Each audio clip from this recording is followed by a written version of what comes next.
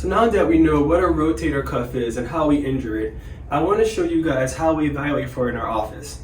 So the first thing you want to do is get a good history.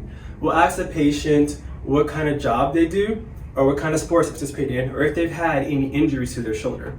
Remember, people who do a lot of overhead motions are the ones who will have rotator cuff injuries. Those are carpenters, painters, baseball players, or swimmers. Once we get the history down, we want to do a few tests. So the first test I want to do today is called the scratch test.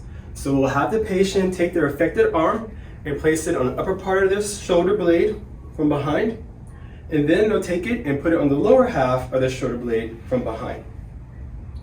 We'll make a mental note of the range of motion that they've had on the affected side, and then we'll check the good side and see how they compare. And this will show us if they do have decreased range of motion from rotator cuff injury on this shoulder.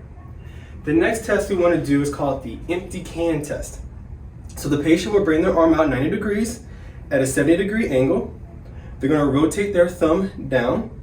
From here, I'm going to brace the shoulder and I'm going to push as they resist. If the patient had weakness here or had pain in the shoulder, this would be a positive test for a rotator cuff injury. The last test we're going to do is called the drop arm test. So I will take the patient's arm and hold it out to the side. Once I get it here, I will release the patient's hand and see if they can hold it themselves.